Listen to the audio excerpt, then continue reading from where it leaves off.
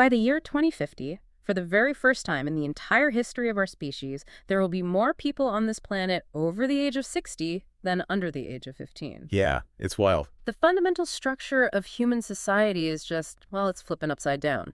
Welcome to the deep dive. Thanks for having me. I want to speak directly to you, the listener, because today we are embarking on a really specific mission. We are diving into the Oxford textbook of Global Public Health, Chapter 10.8, which covers the health of older people. Right, a crucial chapter. And look, if you are a medical student, a junior doctor, a public health trainee, or a practicing clinician, you are probably familiar with this text. But our goal today is not to just recite a textbook to you. No, absolutely not. That would be incredibly dry. Right. This deep dive is a companion piece. It is strictly designed to clarify the frameworks, strengthen your clinical and public health reasoning, and help you really anchor these concepts while you read the chapter. We are replacing the text, we are unpacking it. Exactly. And to do that, I want to introduce a conceptual metaphor that will help us visualize this entire demographic and biological shift. We're going to look at the lifespan as a river system. I love this. It really is the perfect way to visualize the epidemiology of aging because it forces us to look at the flow of time. And the accumulation of exposures, right. Exactly. So think of youth as the fast-moving upstream current. That is where the foundational engineering happens. That's your primary prevention. Right. Early structural development, building the banks of the river. Then you reach adulthood, which is the long middle river. Where you are navigating obstacles. Yeah, doing maintenance, trying to reduce structural damage from lifestyle choices or environmental exposures. But old age isn't just the end of the river. Not at all. Old age is this sprawling, incredibly complex river delta. The water widens, the current slows down, and the river branches into countless distinct, highly heterogeneous streams before it finally reaches the sea. It spreads out completely. And just as no two paths through a river delta are identical, no two experiences of aging are the same. So, okay, let's unpack this. Because our medical systems, and frankly our societies, often treat that massive complex delta like it's just one big, predictable, uniform channel. And that assumption is arguably the single greatest fundamental error we make in public health and clinical medicine today. It really is. We have this pervasive tendency to view aging primarily as a biological decline, like a rigid list of pathologies that we just need to manage until the end. Just a checklist of diseases. Exactly.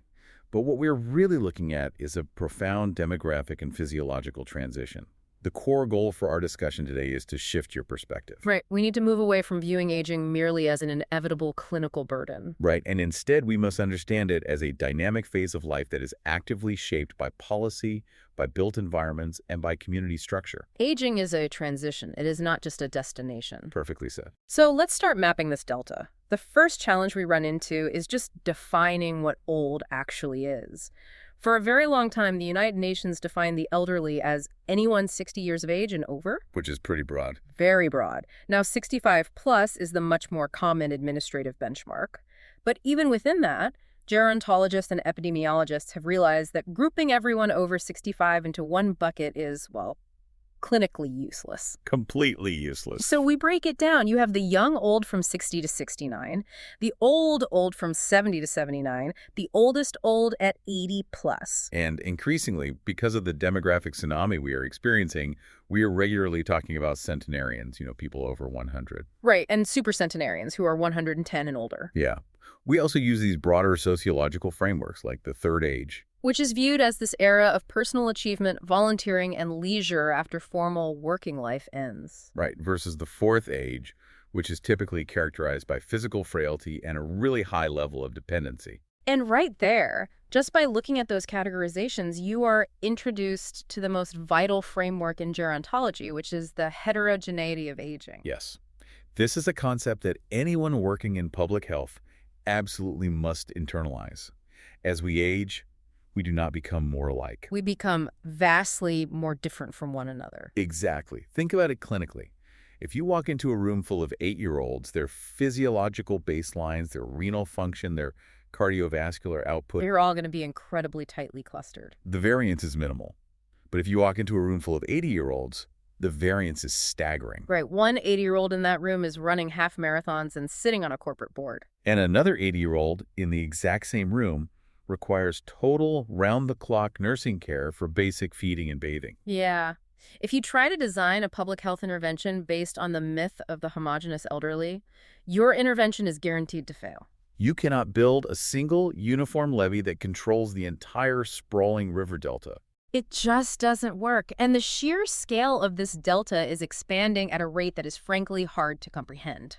I mentioned the 2050 statistic at the top of the show, but let's look at the median age of the planet. The median age shift is incredible. In 2010, the median age of the entire human population was 26.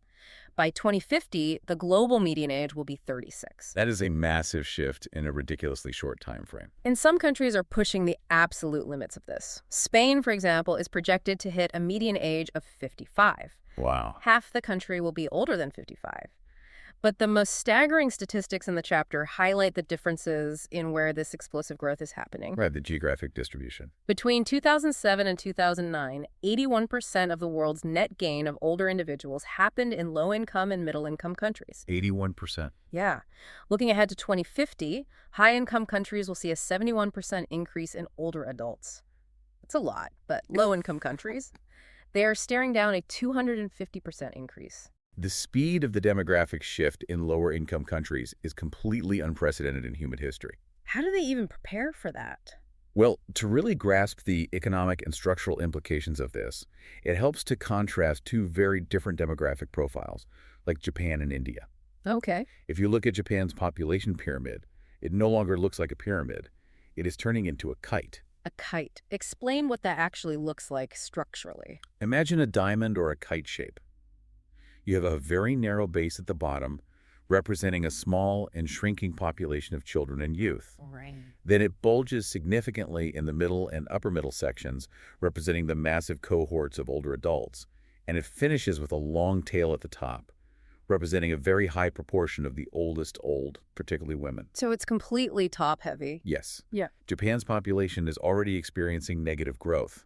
Their working age segment is shrinking rapidly, which puts immense pressure on their tax base and their ability to fund long-term care. And how does that compare to India? Well, contrast that kite with India. India has historically had a classic, wide-based pyramid, a very young population, but they are rapidly transitioning. Okay.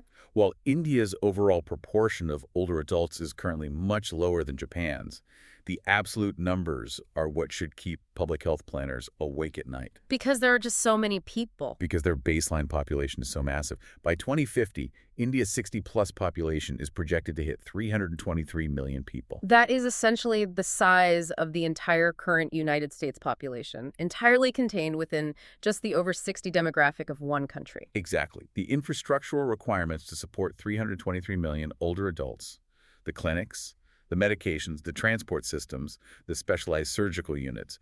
It requires an overhaul of the entire societal architecture. But I want to push back on this foundational premise for a second.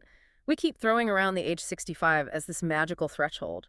Isn't old just an arbitrary number based on a completely outdated concept of retirement age? It absolutely is. If I recall correctly, the age 65 was popularized by Otto von Bismarck in the 19th century in Germany for pension eligibility, primarily because almost no one actually lived that long, so it was cheap for the state. That's the exact origin, yes. Right, so if a 65-year-old today has the biological capacity, the cardiac output, and the cognitive sharpness of a 50-year-old from a century ago, how can our public health systems function if the target demographic defies a single stable definition? This raises an important question, right? How do we measure, track, and support a population that we cannot uniformly define? Yeah. You are entirely correct that chronological age is largely an administrative convenience. Governments and sociologists need a threshold for resource allocation, for determining pension eligibility, and for analyzing census data. It's a clean mathematical cutoff. It makes the spreadsheets work. Exactly. But the critical takeaway for clinical practice and public health program design is this. Biological capacity must always trump chronological age. The number 65 is just a proxy. Because aging isn't a switch that flips on your 65th birthday. No, it reflects complex biological and social processes accumulating across the entire life course. And those processes occur at radically different rates depending on your gender, your geography, your lifetime occupational hazards, your diet, and your socioeconomic background. So if the biological reality of old age is this wildly divergent set of functional capacities, how did we end up with this massive structural shift in the first place? What is actually driving the sheer volume of people entering this phase of life right now? Well, the text points to three primary epidemiological drivers. You have reductions in fertility, increased infant and child survival, and more recently, a significant increase in adult life expectancy. Let's look at fertility first, because I think people often misunderstand this. Population aging isn't just about people living longer, right? It's heavily driven by people having fewer babies. That's a massive part of it. Over 50% of the world currently lives in regions where the fertility rate is below the replacement level. And just to clarify, replacement level is generally considered to be 2.1 children per woman. Right, the two to replace the parents and the zero point 0.1 to account for infant mortality. Exactly. If you drop below 2.1 and stay there, your population will eventually begin to shrink, and the average age of the remaining population will inevitably rise. And the numbers we are seeing are astonishing. The US is hovering around 2.06. The UK is at 1.91. Japan, which we discussed, is at 1.39. Singapore is all the way down at 0.78. It's a stark contrast. Meanwhile, you look at a country like Niger, and their fertility rate is up at 7.1 seen. To understand the mechanisms behind these wildly different numbers, we need to apply Omran's theory of the epidemiological transition. Oh, right, from 1971. Yes, this is a foundational framework that explains how a society's disease burden and demographic profile evolve over time. Historically, human populations were stuck in the first stage, which is the age of pestilence and famine. Where life was pretty grim. Very grim. In this stage, you have incredibly high birth rates, but those are entirely offset by massive, unpredictable mortality from infectious diseases, malnutrition, and maternal death. So the population size stays relatively flat, and life expectancy is very low. Precisely.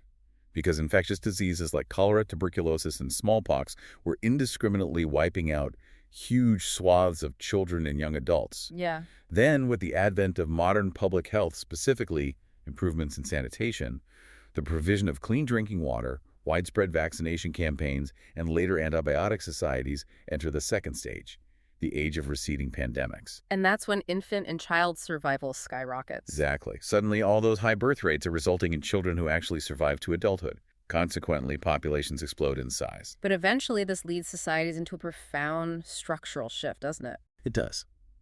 As infant mortality plummets and as societies urbanize, the economic value of children fundamentally changes. On a subsistence farm, a child is an economic asset. They can work the land. In a modern industrial city, a child becomes a massive economic liability, requiring decades of education and investment.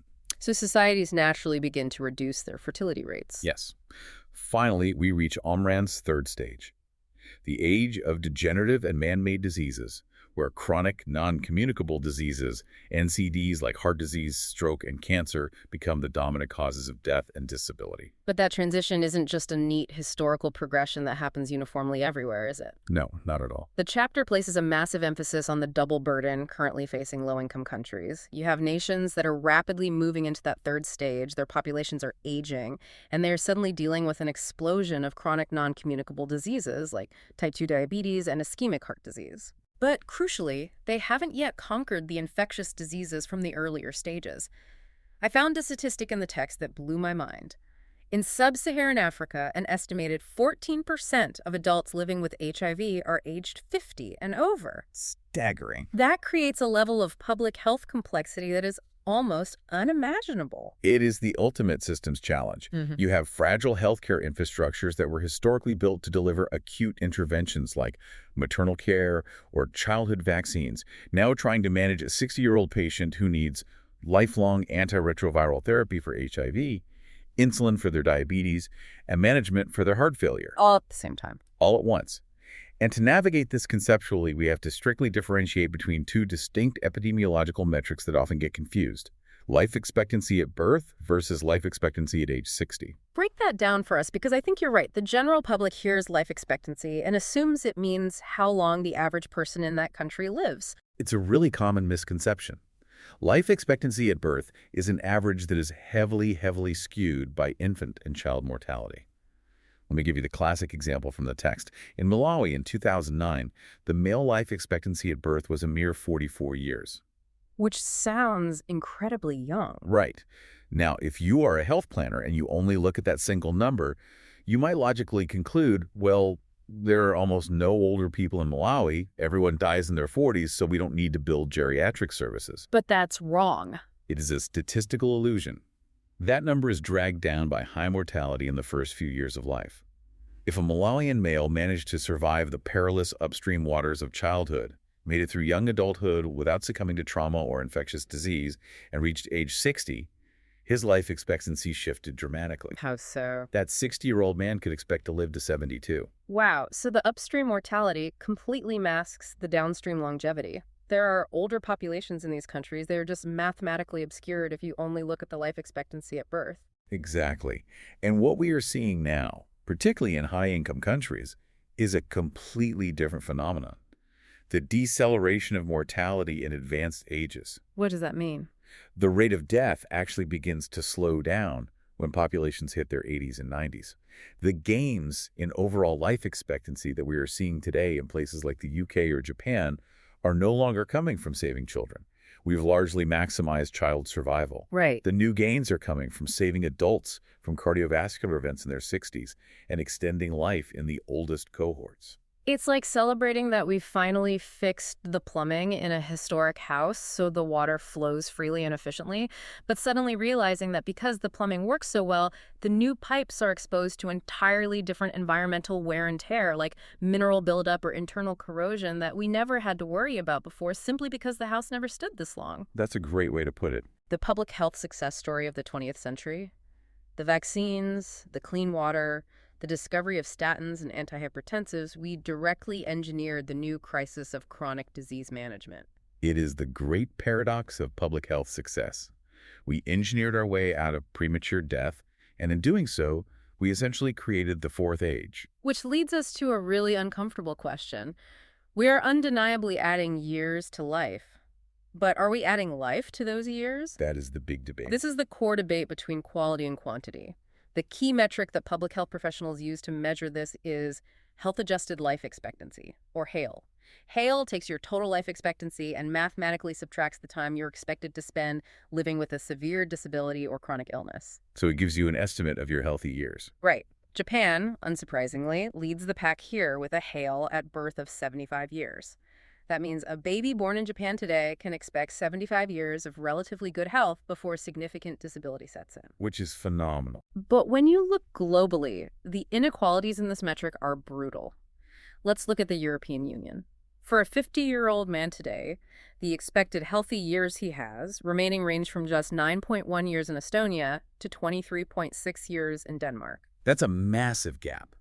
And to conceptualize why that variance exists and what the future of our healthcare systems will look like, trainees need to deeply understand James Fry's hypothesis from 1989. Right, the three scenarios. Yes. Fry has proposed three potential scenarios for how aging populations might evolve alongside medical advancement. The first scenario is the compression of morbidity. And this is the one we want, right? This is the absolute ideal. This happens if public health interventions delay the onset of chronic illness more rapidly than medical science extends overall life expectancy.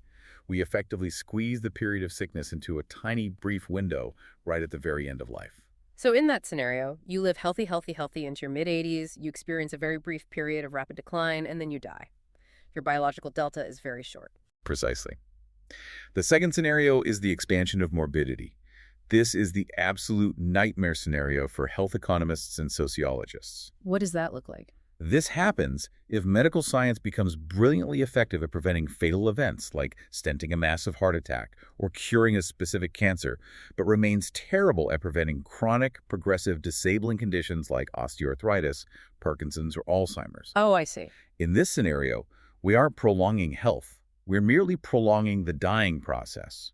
People live much longer chronologically, but those extra years, perhaps decades, are spent in a state of severe, unrelenting disability and dependency. That sounds incredibly grim. And what's the third? The third scenario is dynamic equilibrium, which suggests a middle ground where the overall prevalence of chronic disease might increase, but the severity or the rate of progression of the disability is reduced through better management. And what's fascinating and slightly terrifying is that the data from the text is incredibly mixed on which of Fry's scenarios is actually playing out in the real world. Very mixed. In Denmark, when researchers compared a cohort of centenarians born in 1895 to a newer cohort born in 1905, the newer cohort actually demonstrated slightly better functional health, which hints that compression of morbidity is possible. Right, so that's hopeful.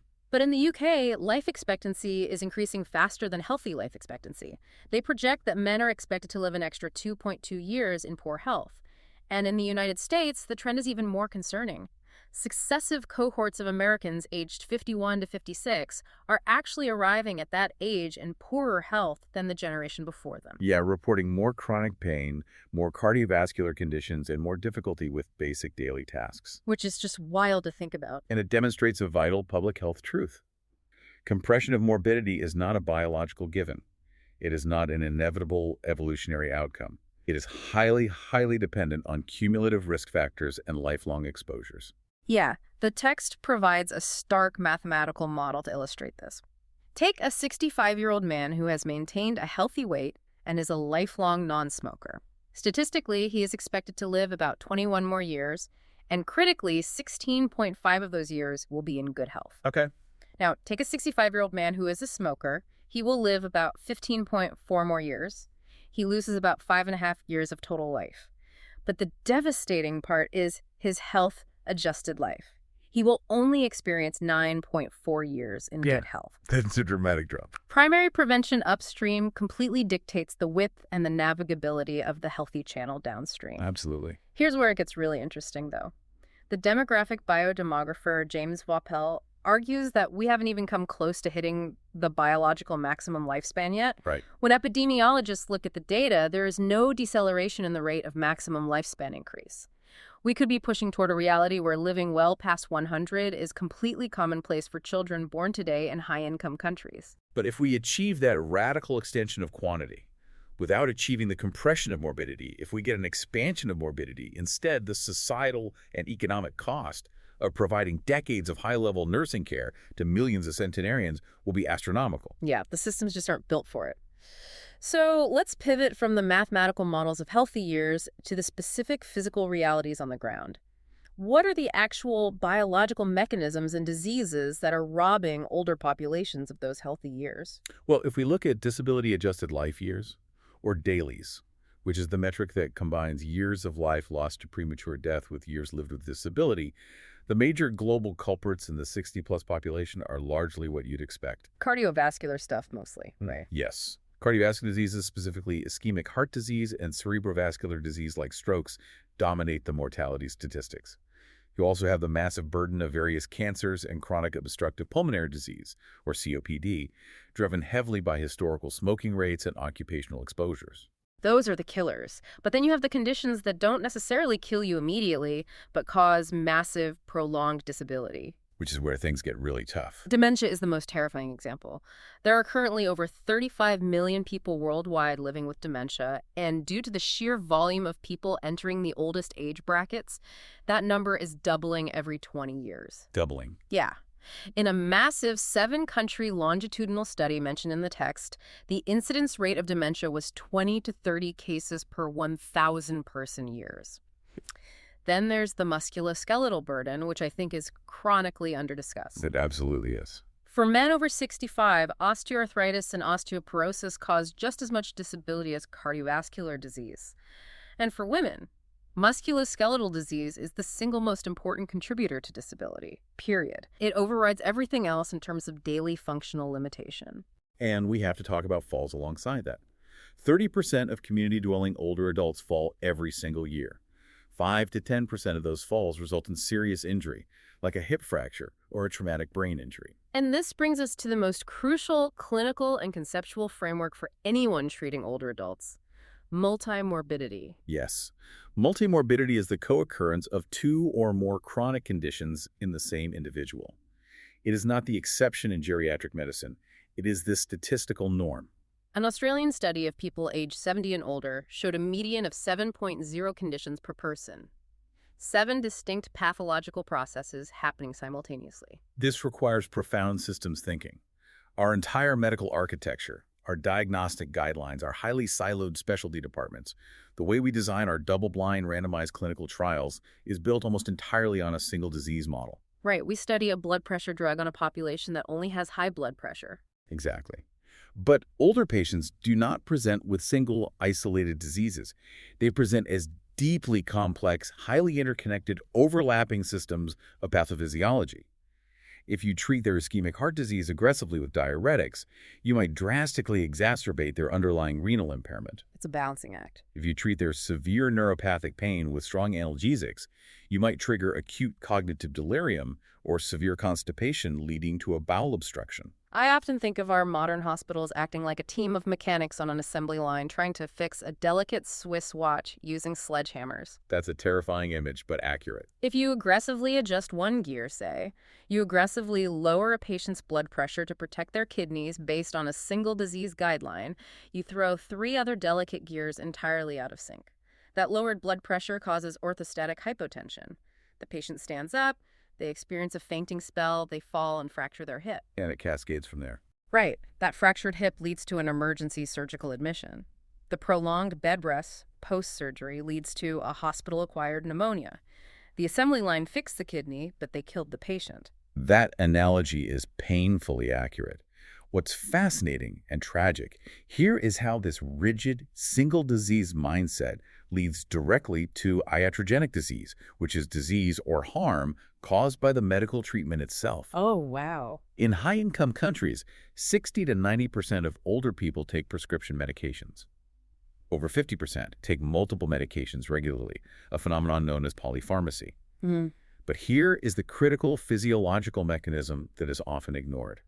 The pharmacokinetics of an 80-year-old are fundamentally biologically different from a 40-year-old. Wait, hold on. Let's break that down. You just mentioned pharmacokinetics. For those of us who haven't taken a pharmacology exam recently, what does that actually mean mechanically when we give a pill to an 80-year-old versus a 40-year-old? Pharmacokinetics is simply what the body does to a drug, how it absorbs it, distributes it, metabolizes it, and excretes it.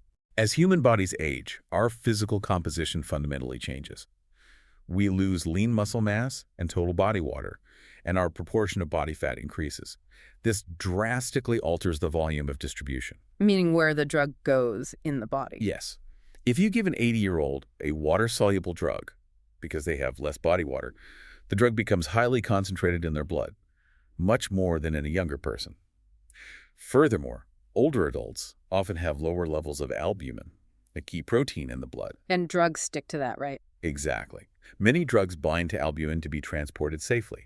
If there's less albumin available, you have more free, unbound, active drug floating in the bloodstream, leading to a much higher clinical effect. So they're getting a higher effective dose. Yes. Then you have slower hepatic or liver metabolism, meaning the body takes longer to break the drug down. And finally, you have drastically reduced renal elimination. The kidneys just aren't filtering out the metabolic waste as efficiently. So everything stays in the system longer. Right. So an older adult has a diminished physiological reserve across all these systems. A standard dose of a medication that is perfectly therapeutic for a 45-year-old adult can easily accumulate and become highly toxic for an 85-year-old. And this isn't just a minor theoretical issue. The text notes that adverse drug reactions giving the wrong dose to the wrong biological profile cause roughly 30% of all hospital admissions in older people. 30%. That's huge. And perhaps the most damning part, half of those are considered entirely preventable. That is a staggering public health failure. We are literally putting them in the hospital by trying to treat them without adjusting for their specific altered physiological delta. It's a massive blind spot. This transitions us perfectly into how we actually measure and assess the reality of that decline. How do we move away from just looking at a list of diseases and start talking about what an older person cannot actually do? The WHO advocates for the ICF model, the International Classification of Functioning, Disability, and Health. It looks at the personal, the environmental, and the social context of disability. But practically, on the wards and in the community, gerontologists talk almost exclusively about ADLs and IADLs. Yes, those are the foundational metrics of geriatric assessment.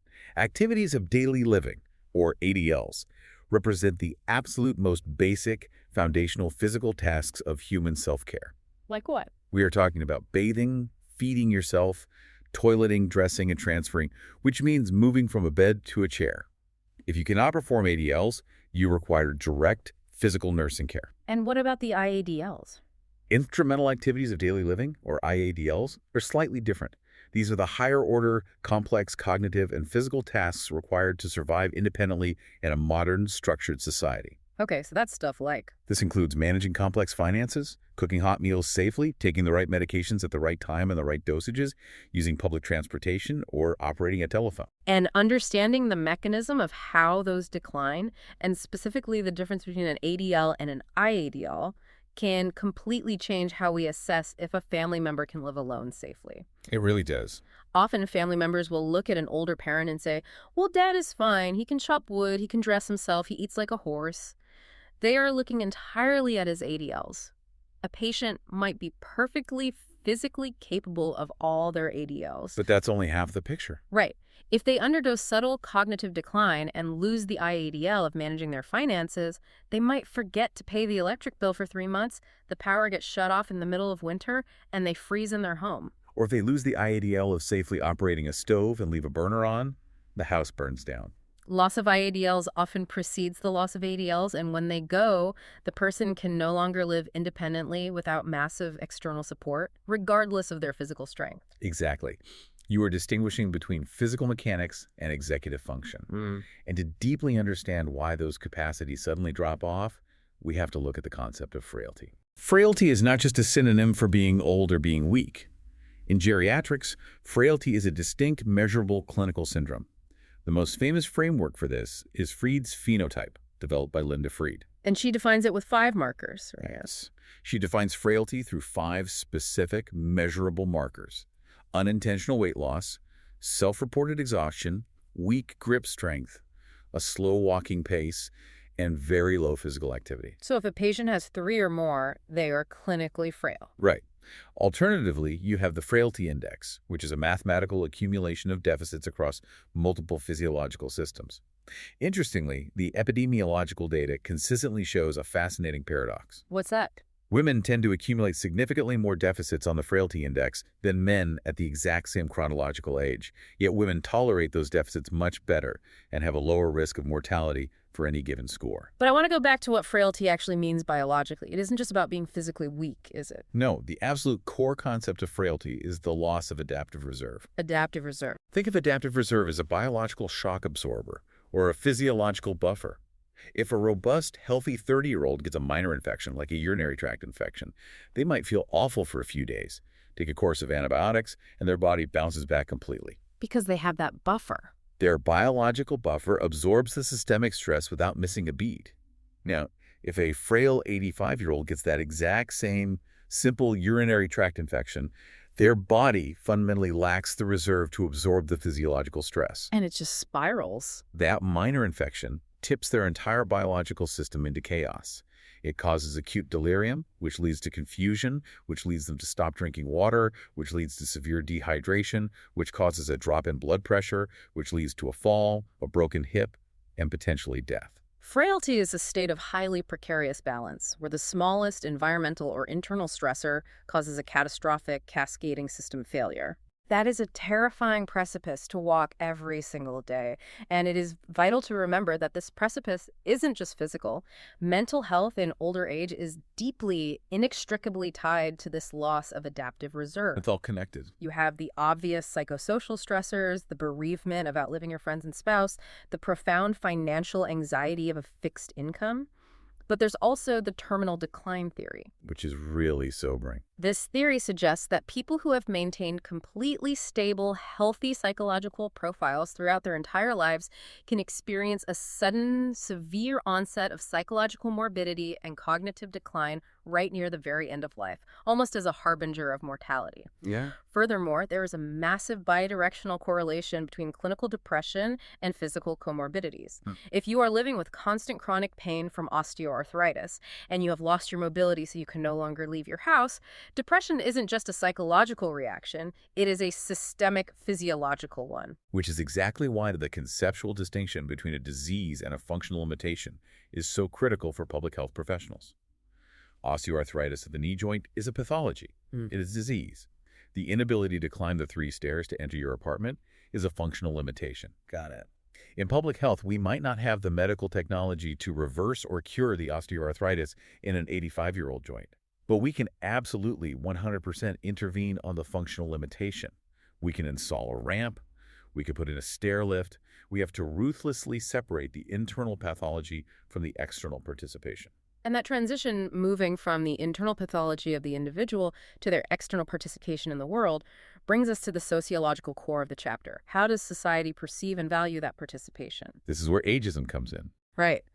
Robert Butler coined the term ageism back in 1969. He defined it as prejudicial attitudes, discriminatory practices, and institutional policies that perpetuate stereotypes against older people.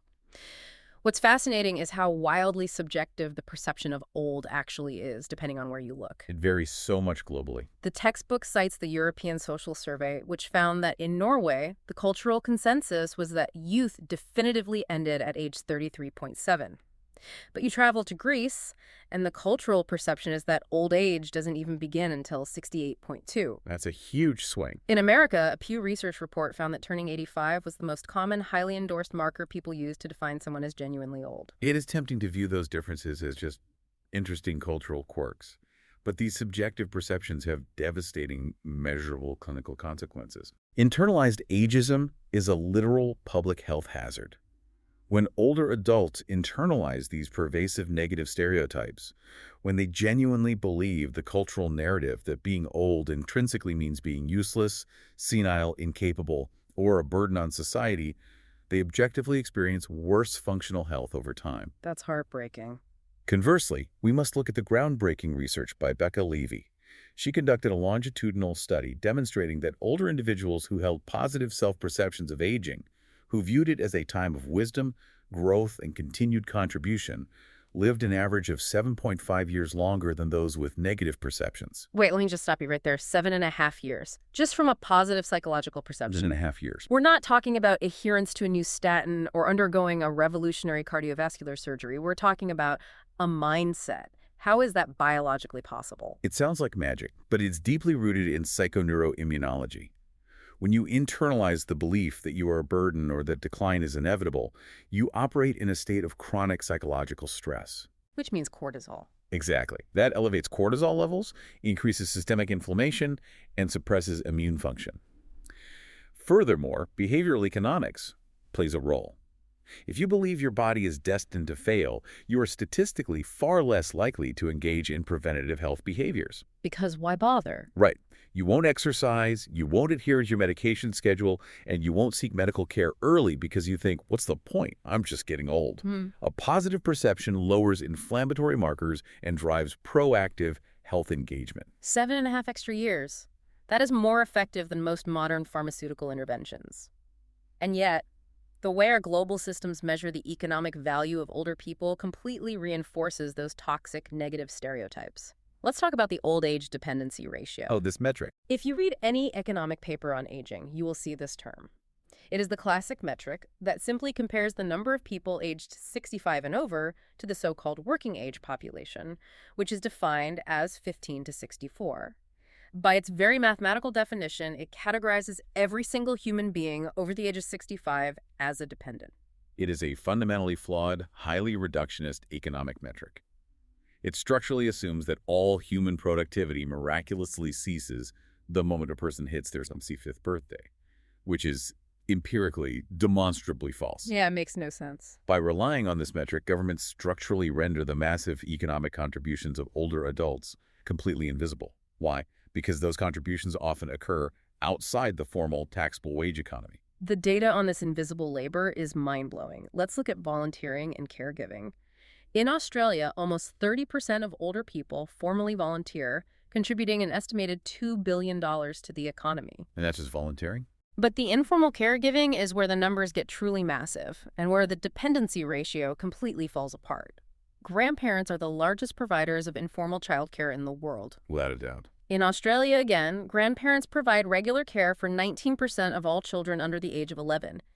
The estimated economic value of that unpaid labor is $74.5 billion. $74.5 billion. In the United States, it goes beyond babysitting. There are currently 2.3 million grandparents who are the primary custodial caregivers, raising 4.5 million grandchildren, often stepping in due to parental substance abuse, severe trauma, or death. These grandparents are saving the foster care system billions of dollars. And yet, the dependency ratio looks at a 70-year-old woman raising 3 grandchildren and calls her an economic burden. It is an egregious misrepresentation of how human society actually functions. Think of it structurally. If the unpaid labor of older adults, the extensive childcare, the community leadership, the elder-to-elder caregiving, where a 75-year-old cares for a 95-year-old neighbor, if all of that suddenly ceased tomorrow, the formal economy would collapse. It would completely grind to a halt. Working-age parents in their 30s and 40s would be forced to massively reduce their hours or leave the workforce entirely to care for their own children or their aging parents. We also see fantastic public health interventions that are finally learning to leverage this latent productivity for health benefits. The men's sheds movement, which originated in Australia, is a perfect example of this. I love the men's sheds concept. Okay. Explain how that works as a public health intervention. Older men, particularly after retiring from heavily identity-driven manual or technical careers, are at an extraordinarily high risk for severe social isolation and depression. They lose their peer networks overnight. Yeah, their whole routine is gone. Exactly. The Men's Sheds program provides dedicated community spaces where these men can gather, work on tools, build furniture, repair machinery, and essentially rebuild community. It doesn't look like a medical intervention. It looks like a carpentry workshop. Well, it's secretly healthcare. But it fosters deep social connection, side by side through shared productive activity, which drastically reduces suicide rates and improves overall mental and physical well-being. It recognizes their capacity to produce and connect. So, when we step back, what does this all mean? It means modern society holds this deeply ironic, almost entirely hypocritical view of old age. We publicly castigate older populations as this impending demographic and economic tsunami that will bankrupt our pension and health systems. Right. Yet, simultaneously, quietly, we rely on them to be the completely uncompensated, invisible backbone of our childcare and community support structures. Precisely. Yeah. And we cannot talk about this structural devaluation without looking at how it intersects with other forms of marginalization. We must look at intersectionality at the very margins of the river delta. Being older is obviously a risk factor for functional decline, but age never exists in a vacuum. It compounds with other lifelong demographics. Let's start with gender. It is a well-known demographic fact that women live longer than men. The global average life expectancy for a baby girl is 71 compared to 66 for a boy. But because they live longer and because of complex biological differences, they experience significantly higher rates of long-term functional disability. Yes. Women suffer disproportionately from debilitating arthritis, asthma, depression, and advanced cognitive loss. But beyond the biology, they experience profound social shifts. Widowhood is a massive, highly gendered public health issue. It's a huge driver of vulnerability. For women aged 60 and over in Northern Africa, the widowhood rate is a staggering 59%. In many parts of the developing world, losing a husband isn't just an emotional tragedy. It means immediately losing your legal land rights, losing your social status, and being plunged overnight into extreme poverty. And even in high-income countries, we are still dealing with the deadly legacy of the male model of health. Oh, absolutely. For decades, our gold standard cardiovascular protocols, diagnostic guidelines, and clinical trials were based almost entirely on white, middle-aged men. The result? Older women presenting with atypical signs of a heart attack are routinely diagnosed later, treated less aggressively, and have significantly poorer outcomes. Then you take that gender disparity and you layer geography on top of it. Yeah. Rural areas globally are aging significantly faster than urban areas. Which is an interesting dynamic. This is driven by a dual demographic phenomenon. Young people consistently migrate out of rural areas to cities seeking education and employment, while retirees simultaneously migrate in seeking a quieter, cheaper life. This leaves rural areas with a high, dense concentration of older adults. And these areas often face poorer quality housing stock, higher prices for basic commodities due to transport costs, and severely limited access to specialized health and social services. The trade-off is often that rural areas have higher social cohesion and stronger community networks. But the infrastructural and medical deficit is incredibly severe. If you have a stroke in a rural area, you are hours away from the specialized neurological unit you need. And then we add ethnicity to the mix. Ethnic minority elders often suffer incredibly compounded health inequities. The text cites specific data from the UK showing that African, Caribbean, and South older adults consistently report worse health, higher rates of disability, and lower life satisfaction than the white population. Many of these individuals are first-generation immigrants. They are carrying decades of what epidemiologists call allostatic load. That is a crucial term. Let's define it clearly. Allostatic load is the cumulative biological wear and tear on the body caused by chronic, repeated stress. Okay. We're talking about the long-term overactivation of the body's hormonal and cardiovascular stress responses. For first-generation immigrants, this load is built from decades of migration stress, facing systemic racism, experiencing linguistic isolation, and dealing with the emotional toll of separation from their extended families in their home countries. And when all these profound vulnerabilities compound, when you have an older person carrying high allostatic load, physical frailty, and geographic isolation, it opens the door to the absolute darkest corner of geriatric public health: elder abuse. Yeah. The International Network for the Prevention of Elder Abuse, INPA, defines elder abuse as a single or repeated act, or lack of appropriate action, occurring within any relationship where there is an expectation of trust, which causes harm or distress to an older person. It encompasses physical violence, psychological torment, sexual abuse, financial exploitation, as well as intentional or unintentional neglect. The prevalence estimates for elder abuse globally are incredibly difficult to pin down, ranging wildly from 2% to 27% depending on the methodology. But the mortality data associated with it is absolutely terrifying. Tell me about it. A major longitudinal study showed that older persons who experienced mistreatment were 3 times more likely to die over a 3-year period than those who weren't abused. And this was completely independent of their other medical comorbidities. The abuse itself is a lethal pathology. But here is my fundamental question, and it's something I struggle to understand. We have massive, highly visible public health campaigns for child abuse. We have national hotlines. We have mandatory reporting laws taught in every school. We have widespread societal awareness. Why does it fly completely under the radar? If we connect this to the bigger picture of how society structures care, the abuse of older adults primarily occurs deeply within the fourth age, heavily concealed within the private, unregulated, hidden spaces of domestic caregiving. It is shielded by the immense physical isolation of frail, older adults. Many of these victims have severe cognitive impairments, like advanced Alzheimer's or dementia, rendering them literally unable to articulate or report the abuse to a doctor. Furthermore, the abuser is very rarely a stranger. It is usually the primary caregiver, often a highly stressed, completely unsupported, financially strained adult child. So the dependency is mutual. The dependency in that household is mutual and deeply toxic. The older person relies entirely on the abuser for basic survival, for food, for medication, for toileting.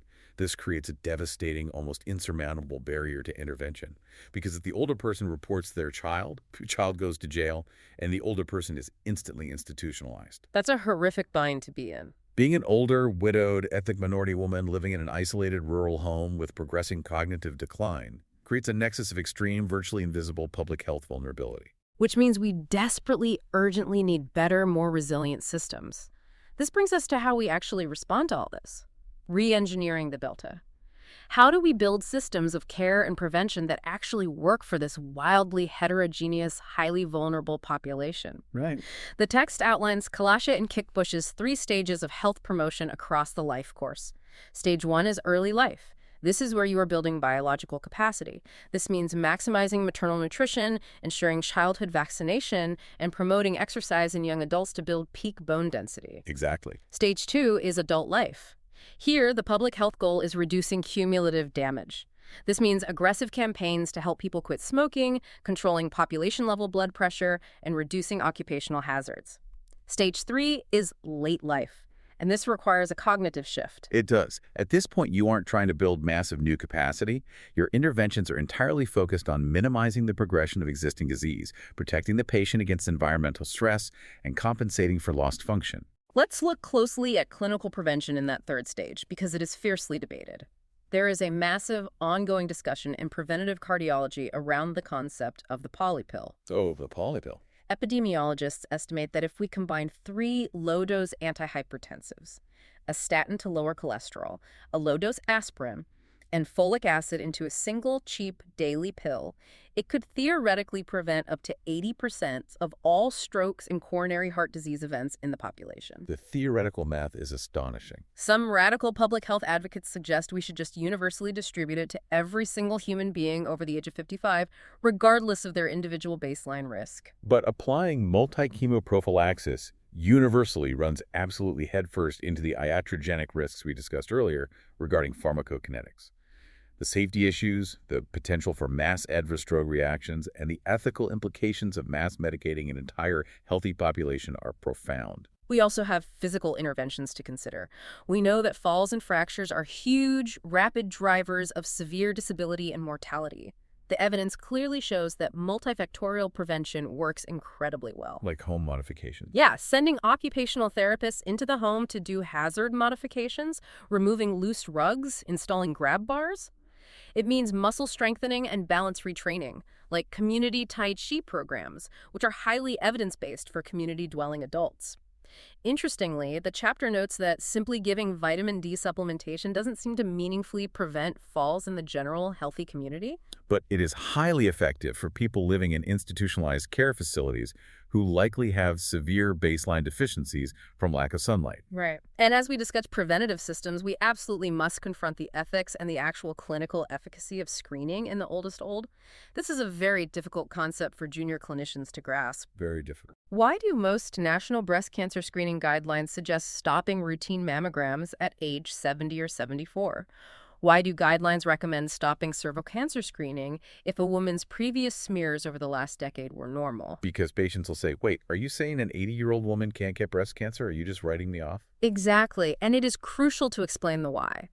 It is not because older women cannot get cancer, they certainly can. It is because of the epidemiological concept of competing morbidities and lead time bias. Right. The fundamental goal of screening is to find a slow-growing disease early enough to treat it and prevent it from killing the patient decades later. But imagine a 78-year-old patient who has congestive heart failure and mild vascular dementia. Okay. If she has an abnormal mammogram that detects a very slow-growing, early-stage tumor, the psychological stress of the diagnosis, the physical trauma of the biopsy, the massive physiological insult of the surgery, and the toxicity of the radiation will cause immense, immediate, guaranteed harm. It's a huge burden. Meanwhile, the probability of that specific, slow-growing breast cancer being the ultimate cause of her death before her heart failure takes her life is statistically incredibly low. In public health, the cardinal rule of screening is that the intervention must not cause more immediate burden than the disease itself. That is such a tough, nuanced conversation to have with a patient and their family, but it's essential for ethical practice. Instead of broad, indiscriminate screening, the data suggests we need highly targeted, reactive systems of care when acute events happen. Stroke units are a perfect example. Tell me about those. Specialized, multidisciplinary stroke units where you have neurologists, specialized nurses, physiotherapists, and speech and language therapists all working in immediate coordination reduce mortality and severe long-term disability by about 20% compared to general medical wards. We are also seeing a massive, necessary push for hospital-at-home models, early supported discharge schemes, and reablement programs. Reablement is particularly interesting. It focuses on intensive, short-term restorative home care to help frail older people specifically relearn the daily skills they need to remain independent after an acute illness, rather than just doing things for them. But we have to be brutally honest here. All of these formal systems of care, the stroke units, the reablement teams, the geriatric wards, they are only a tiny fraction of the solution. The true structural backbone of long-term care globally is informal care. Right, the unpaid labor. The economic value of informal caregiving in the U.S. is estimated at $350 billion annually. To put that in perspective, that is roughly 4 times the amount spent on formal paid care services like nursing homes and home health aides. That is wild. And the toll on these informal caregivers who are overwhelmingly middle-aged daughters or older, frail spouses themselves is catastrophic. Studies consistently show caregivers have significantly worse physical health, much higher clinical depression scores, higher prescription medication use for sleep and severe anxiety, and vastly lower workforce participation. We have to shift our paradigm.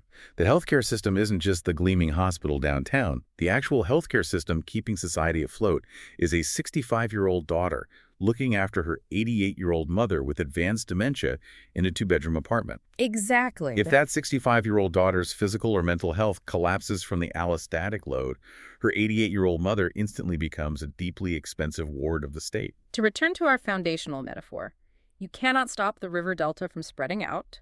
You cannot stop the population from aging. But you can build smart, flexible, resilient levees. That is the ultimate goal of the World Health Organization's Age-Friendly Cities Initiative. Yeah. By the year 2030, two-thirds of the entire global population will live in urban centers. We need built environments optimized for older adults. What does that mean practically? It means ruthless pedestrian safety. That's a huge one. In Manhattan, almost 50% of all pedestrian fatalities are people aged 60 and over because crosswalk lights are timed for the walking speed of a 25-year-old, not an 80-year-old with a walker. It means optimizing public transport for those who can no longer safely drive, ensuring housing stock is physically accessible, and building structural resilience against environmental threats like heat waves, which disproportionately and quietly kill the isolated elderly in urban heat islands. It is entirely about engineering the environment to fit the evolving capacity of the population, rather than callously forcing a vulnerable population to navigate a hostile, static environment. So we've covered a massive amount of ground today. We've explored the definitions of aging, the global demographic tsunami, the specific disease burdens and the reality of multimorbidity, the profound sociological impacts of ageism, and the systemic solutions we need to build. But before we get to our rapid recall questions, I want to leave you with one final, deeply provocative thought to mull over as you dive into the text. Okay, let's hear it. We've talked extensively about how chronological age is becoming less and less correlated with actual biological capacity. If this trend continues, and if Fry's compression of morbidity is fully radically realized by some future medical breakthrough, say we actually manage to cure the underlying cellular mechanisms of biological aging, will the very concept of old age as a distinct administrative demographic category become completely obsolete. That's a fascinating thought. What if, in 50 years, we no longer organize human society, determine pension eligibility, or allocate healthcare resources by your birth year, but entirely by your measurable functional capacity? It would completely, fundamentally rewrite the social contract of our species. Think about the implications of that as you review the chapter. But right now, before we go, we need to lock these critical frameworks in. Yes, let's lock in these frameworks with a few rapid, single best answer recall prompts.